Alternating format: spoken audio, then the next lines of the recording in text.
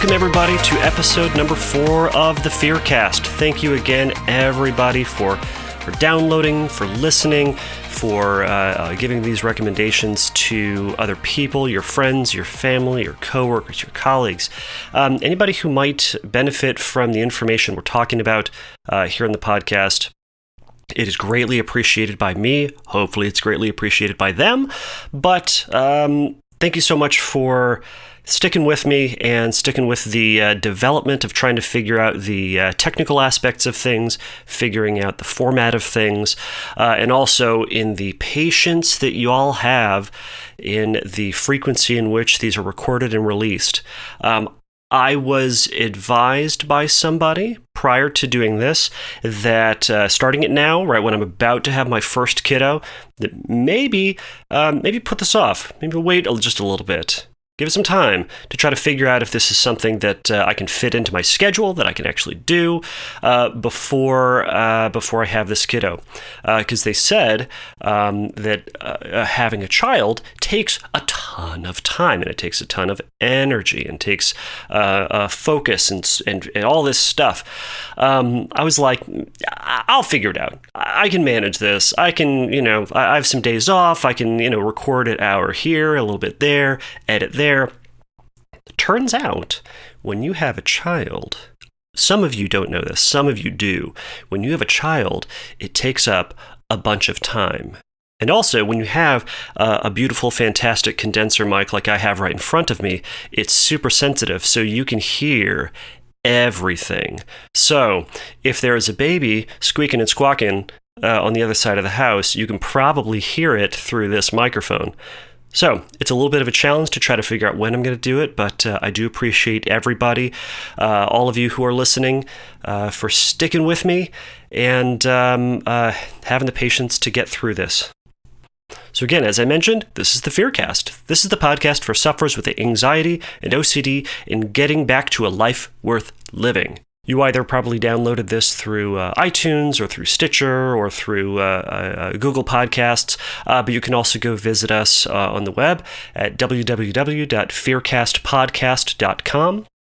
And that's the website you're going to go to if you want to submit a question. So you can either submit questions in one of two ways. One, you can leave me a voice message. You can call from your regular phone at 714-594-9281. You can leave a voice message there that will get to me, and that will be one way that you can get your questions answered through a future episode.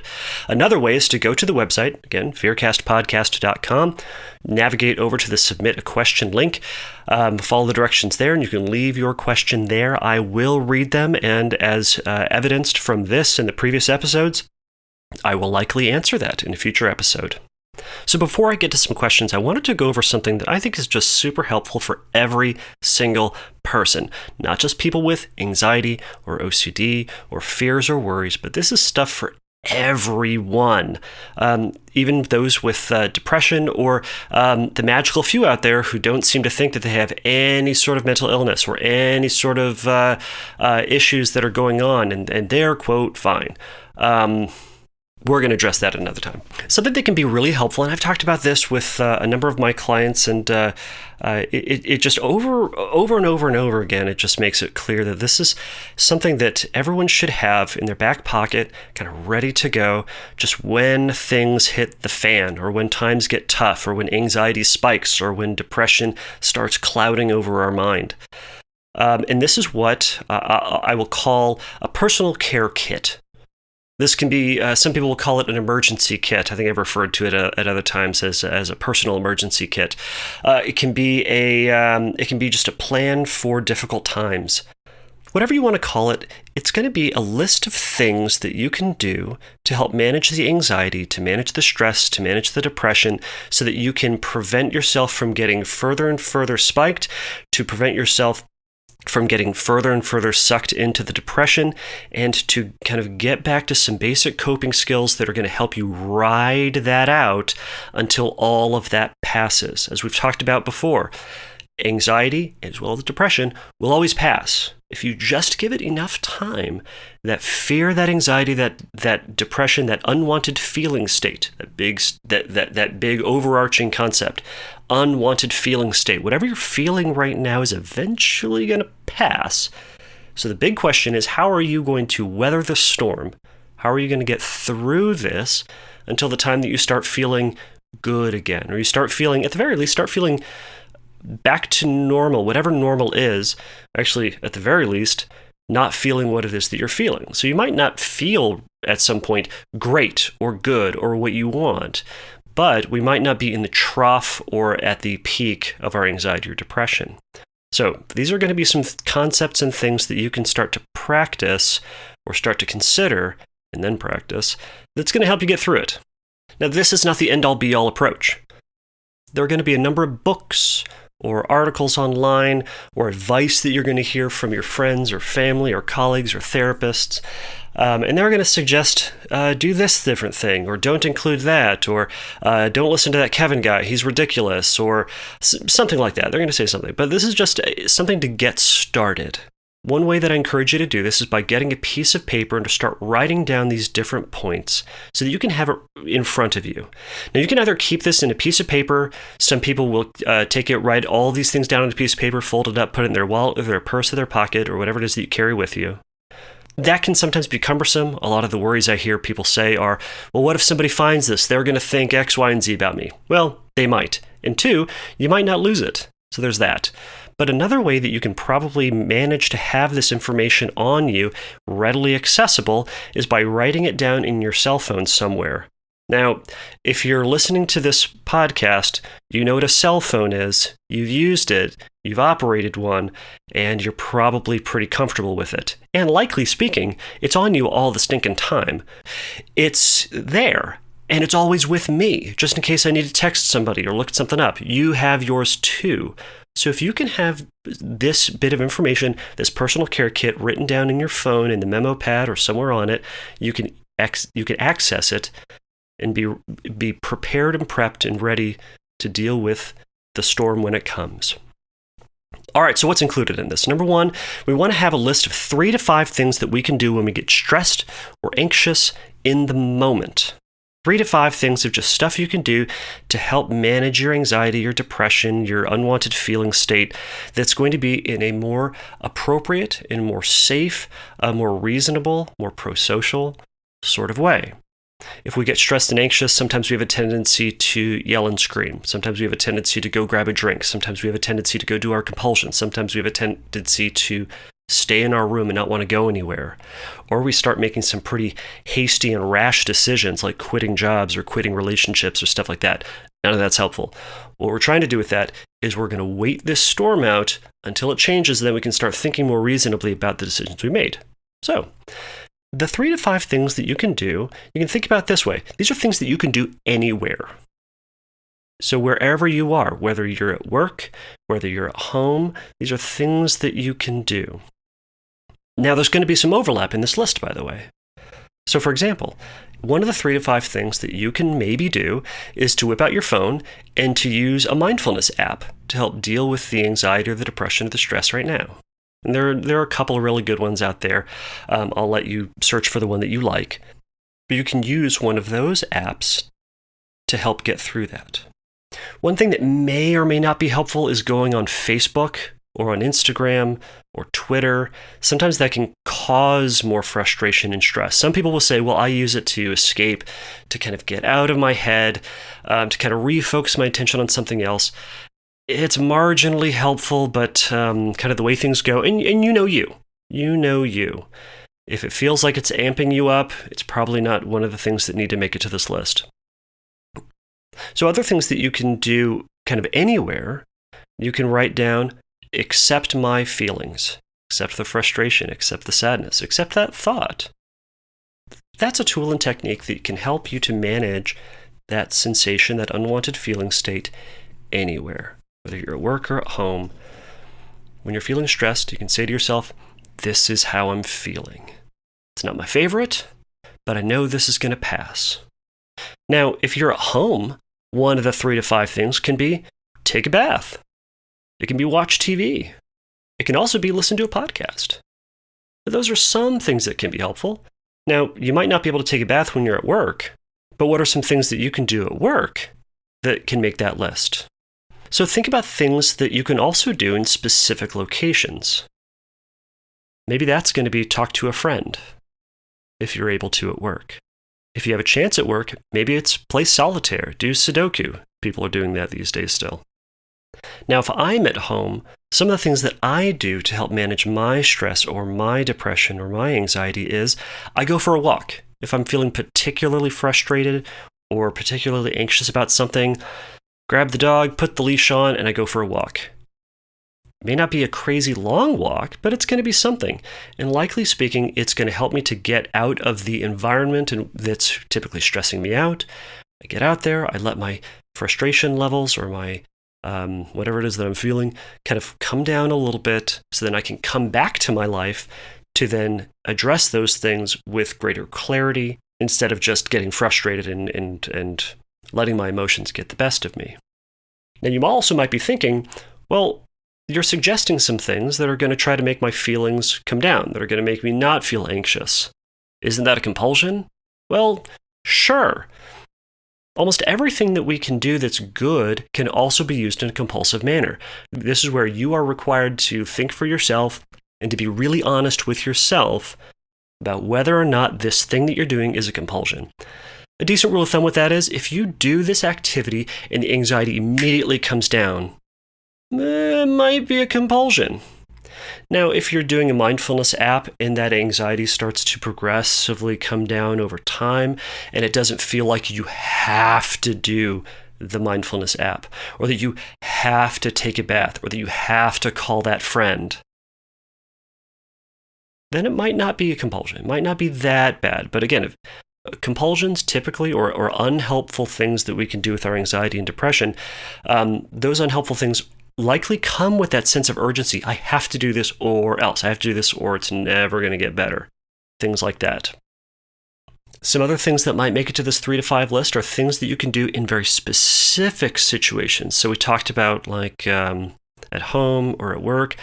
But what about if your fear is like getting shots or your fear is heights or your fear is driving? Well, what are some 3 to 5 things that you can do there? So it might be listen to music. It might be reminding yourself to keep your eyes focused ahead of you. Things that can help you get through that, because avoidance is not going to help. So think about some things that you could add to this list, just 3 to 5 things that may work for you to help you to deal with some of that feeling for the time that it's there. Now, how you do this, by the way, when you are then stressed, you're going to whip out that paper, you're going to get your phone, you're going to read through things, and you're going to start with number 1. And when you're stressed, you're saying, instead of doing my compulsions, or instead of trying to avoid, I'm going to do this thing. You're going to try it, and if it doesn't work, it doesn't mean that it failed. It just means that for whatever reason, right now, it's not working. Okay, you got 3 to 5 things on there. Go to number 2. Try that one. See how that works. Because sometimes our best coping skills just don't work for us. That's fine. Sometimes going for a walk with the dog isn't the magic bullet for me. It isn't the thing that's going to help. Because I come back and I'm still really annoyed sometimes. So I go to option 2. And I try that and I work that out and I see how that works. And sometimes it works and sometimes it doesn't. So then I go to option 3 and you will go to your option 3 and so on until you get to 5. And you go, oh my gosh, none of those things are working. Well, you know what? Try number 1 again. And number 1 may be accept that sometimes I'm going to feel this feeling, but it's always going to go away, as we've talked about in other episodes. Okay. So another thing that you need to have on your personal care list is 2 events that you're looking forward to. Now, you can space these out at 2 months and 6 months, or it can be 5 months and a year from now, but you need to have something that you're looking forward to, something that you're excited to do, something that if you're thinking about work and you're stressed out about it and you're feeling stuck, and you're thinking that nothing's changing, you can say, while this sucks, I know I've got this coming up. And whatever this thing is, be excited for it. It should be something that you're excited to do, not something like, I've got this obligation in 6 months that, I know is going to be there. I've got my my cousin's birthday, who I don't really like very much. By the way, that is not a comment on any of my cousins who may or may not be listening to this, but it's an event in the future. So it could be in 2 months, I'm gonna buy tickets to a concert that I really wanted to go see. It might be a camping trip. It might be a vacation. It gives you something to look forward to. Another thing to have in your personal care kit is access to a community that is related to spiritual or religious or otherwise higher power or otherwise something bigger than you. Oftentimes these groups have inbuilt community or inbuilt ways for you to serve other people and for you to get outside of your own stress and struggles and to try to help the lives of other people. Now, when we help other people, we usually start feeling good ourselves. So whatever that is that you can do that connects to something bigger than you, think about what that is. Maybe that's a church community. Maybe that is maybe that's a political organization that you wanted to get connected to. Maybe that's going to be a volunteer organization. Maybe you're going to get a part, or maybe you're going to join the Big Brothers Big Sisters of America, or you're going to join the YMCA and volunteer there. Another thing you're going to have on this list is you're going to have the names of 3 people that you can call that you can spend time with. On this list, you're going to write their names and their phone numbers so you have it written down, and give yourself permission to then call that person, reach out to them, send them a text, see if they're available to chat. And if not, go to the next person on the list, see if they're available to chat. Another important part of your personal care kit are things that you can do to care for your body. Now, this is where some of that overlap from 3 to 5 things in the beginning part of this is. So some of that might be deep breathing. Some of that might be exercise. So when we're feeling stressed, sometimes, as I previously mentioned, going for a walk is really helpful. Going to the gym can be really helpful if you're able to do it. Simply doing yoga at home can be helpful. Simply stretching. In times of stress and struggle, maybe making better health choices in the food that you eat might be a good idea. Kind of if we're feeling really stressed, sometimes it's that we're just eating poorly for the past week or so. This might be particularly relevant sometimes around the holidays where we're feeling like garbage because we've just been doing nothing but eating, or eating weird foods or unhealthy foods or things like that. So maybe we can say, you know what, today I'm going to make a better choice for the food that I eat. And sometimes that makes us feel pretty good. Now, conversely, maybe you can say, all right, I'm feeling stressed and anxious and upset. Today, I'm just eating comfort food. I'm eating foods that taste good, that I just like.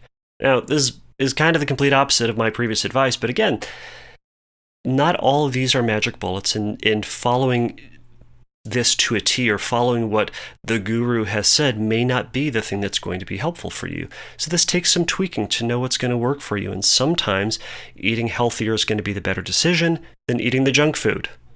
But it's stuff for you to think about. Now, lastly, emergency numbers.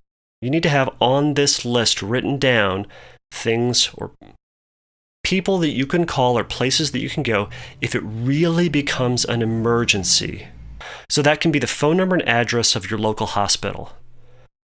Obviously, 911 is a number that can go on this. Put the number of your therapist down. That can also be helpful. Maybe their email address too. Maybe another support number. Maybe the National Suicide Hotline. Now, by the way, the National Suicide Hotline is 800-273-8255. Now, that number is on the Fearcast podcast website at the Get Help link. There's also going to be some links to some other things. Now, by the way, for those of my listeners who are not in America, you'll need to think about what are the emergency numbers in your country. Put those things down. Just make sure that they are there and ready. Again, everything that I talked about here isn't perfect. You might add some things. You might talk this over with your therapist or friend, and they're going to make a recommendation that isn't what I mentioned here, and that's fine. But have this list ready to go on your phone, written down, and reference it from time to time. See if some things need to be adjusted or updated, and most importantly, try it. You don't know if this tool doesn't work unless you try it. Because who knows? It could completely fail for you, or it could be great. But you have to try it a couple of times, try it once. If it didn't work for you, make some edits and adjustments, and then try it again. All right, that's about enough of that. If you have any questions about that, you can always send me a call or send me a message, and I'll be happy to answer and clarify some things. But on to some questions.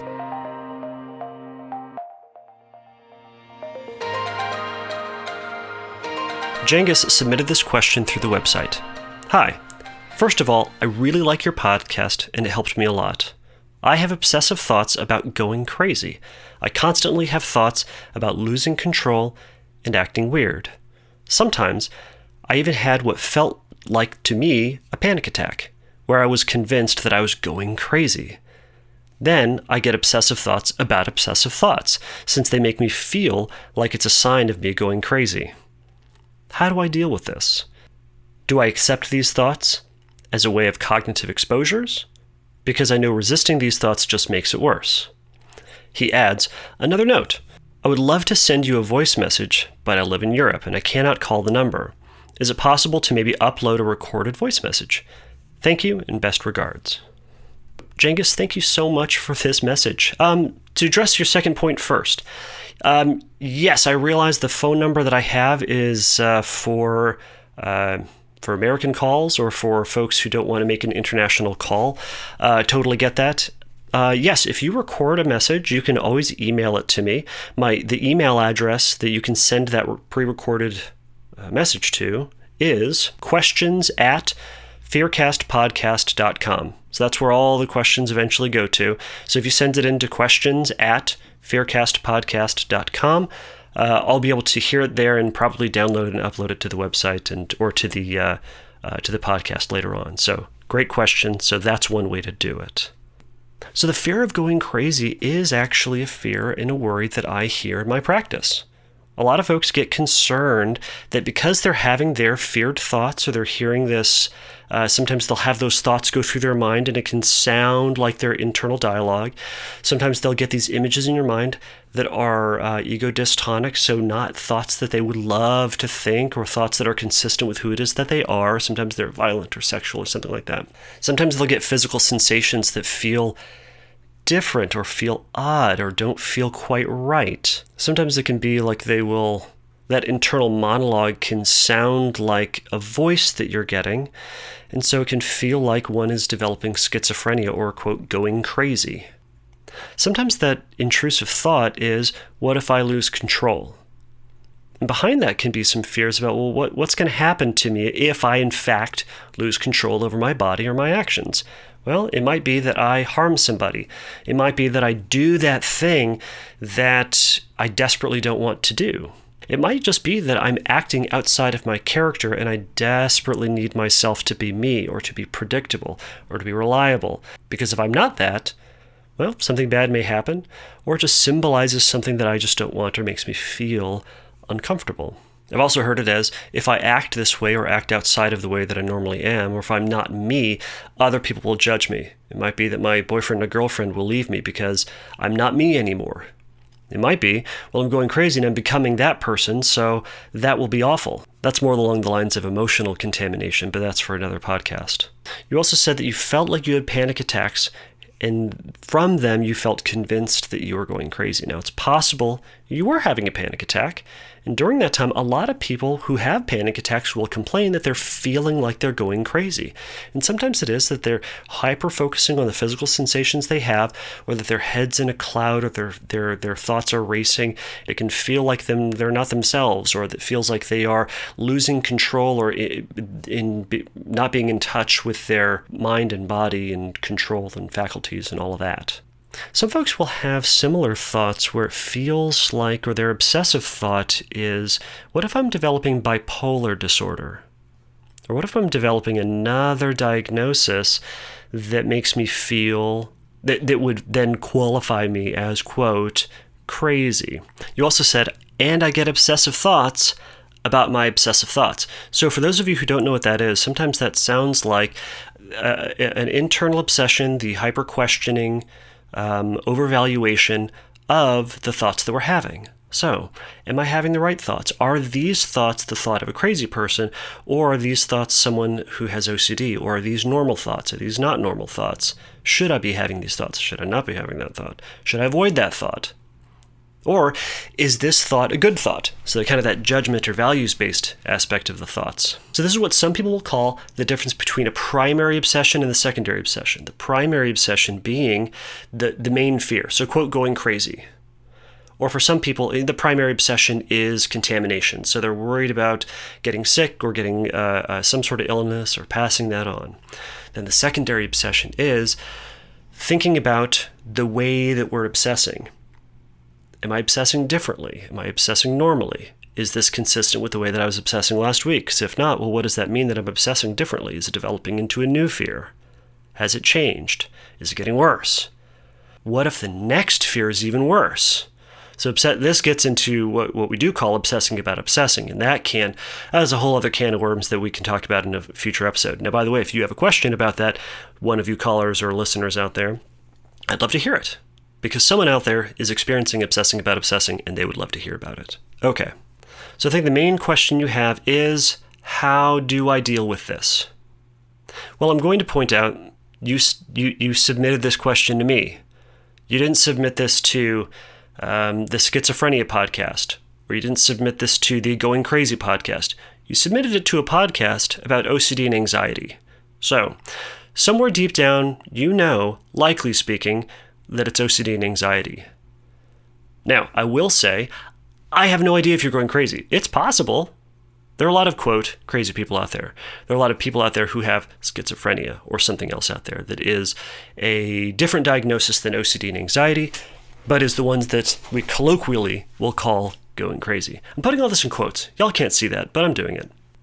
So, as I've mentioned in previous episodes, if you do have a genuine concern about this, go to a real therapist in person, do a full evaluation, express this concern to them, and see what they have to say. Now, you have submitted this question to the OCD or an OCD podcast, so it may be reasonable to go to an OCD therapist in person, lay all this stuff out there, and see what they have to say. See if they will differentiate between the, quote, going crazy or losing control and the OCD. And once they give you their diagnosis, follow what they say. There's the tendency to then evaluate and question and read up on it, and then ask another therapist, and ask this doctor, and then ask my cousin. That starts getting compulsive and really ultimately unhelpful. So again, how do I deal with this? So number one that I will say to anybody who has a fear of going crazy is just wait. Someone will tell you. If you're going crazy, trust me, people are going to tell you. They're going to come up to you and say, Cengiz, you're acting crazy. This isn't normal, or I'm really worried about what you're doing. Someone close to you who knows you over time, not that one person that you met the one time in the bar, or a colleague who peripherally knows you, but it's going to be a close friend, a family member, a loved one. And they're going to sit you down and they're going to say, we're really concerned about you. You're not acting like you. It looks like you're losing control. You're acting weird. We don't even know you anymore. Then you can be concerned. But until then, let's treat it like it's OCD and anxiety, which means, one, as you previously have identified here, accept these are thoughts. Except that you're having the thought that's going through your mind. It's going to drift in through. It says, Cengiz, you're going crazy. It's saying, Cengiz, you're about to lose control. It's going to say, you're acting weird. That's not okay. Or where that feared story goes, what are you afraid of happening if you start to, quote, go crazy? And you can start to challenge that. You can say, all right, have I ever acted that way? Is it going to be the worst thing in the world if I do that? Historically speaking, am I the sort of person that does that? Have other people noticed that I go crazy? Have I been treated for schizophrenia? Have I been treated for impulse control disorders? Not that one time in college when I got really hammered, I punched a friend because we got into an argument, and oh man, I don't normally punch people, so see, that's evidence for the likelihood that I go crazy. One-off behaviors or things that we don't typically do cannot and should not be evidence of a normal behavior for us. We are all going to do things that are outside of our character, outside of the things that we would like to do or having the character that we would like to have. We all do it. It's not evidence of the overall behaviors that you have or the type of character that you have. So you can ignore that. You can say, overall, likely speaking, am I the sort of person that has, quote, lost control or has been acting weird? Or am I the sort of person that from time to time does or thinks things that are a little different or that scare me? From that, then, you can start to accept that in those moments, sometimes we're going to have those thoughts or those images or those sensations. And we can allow them to be there. Now, if you're working with a therapist, you can do some great exposures for this. Cognitive exposures, as you identified, are fantastic things. Now, for those of you who don't know, cognitive exposures are stories that we write in first person and in present tense where the feared thing that we're worried about happening actually happens in this story. We write it out to incredible detail. Now, there are a couple of different camps in the way that you can approach this, but ultimately speaking, you write it so that you intentionally feel uncomfortable. So, Jengis, you can write a story in first person and in present tense where you actually go crazy and all the things you're worried about happening, you losing control and acting weird and describing the facial expressions on your loved ones when they find out that you've gone crazy, or the police coming to your house or the police dragging you out of your work because you're acting so crazy. Maybe them throwing you in a insane asylum, as if they exist still out there, and then putting you in a straitjacket, putting you in that padded room. All those images that are bouncing between your ears that you're so afraid of, you can write that out in this story where it's actually happening to you. Another way to guide some exposures that you can do is to think about what avoidances you're doing, what sort of topics you're avoiding, what sort of people you're avoiding seeing, or whatever the case may be, and progressively work towards doing some of those things. So if you've been avoiding a movie that has to do with losing control or going crazy or acting weird, watch that movie. Now, it doesn't mean you need to like it. It doesn't mean it needs to be your favorite movie after this. But you can watch that movie and notice the feelings that come up. See if you can tolerate the discomfort that you have while you're watching that movie. Seeing if you can get through it and say, yeah, I can get through this. This is just a movie. Now, except, by the way, this could happen to you. We all have the capacity to go crazy. We all have the capacity to act out of our values, or act outside of our values, rather. Now, it doesn't mean that just because we do that it's the end of the world, or that we are going to be locked up, or that our life is over. But it could happen. But it isn't happening right now, likely speaking. So, between right now and the time that you go crazy, we need to tolerate the anxiety in this moment. So how do we do that? How do we go back to, as I mentioned at the top of the show, your 3 to 5 things? How do you cope with the anxiety of potentially going crazy and waiting until somebody says, Jengis, you're acting crazy? Now, until they say that, they haven't said that. Between now and the time that you are actually going crazy, how do you tolerate this anxiety? So thanks for the question.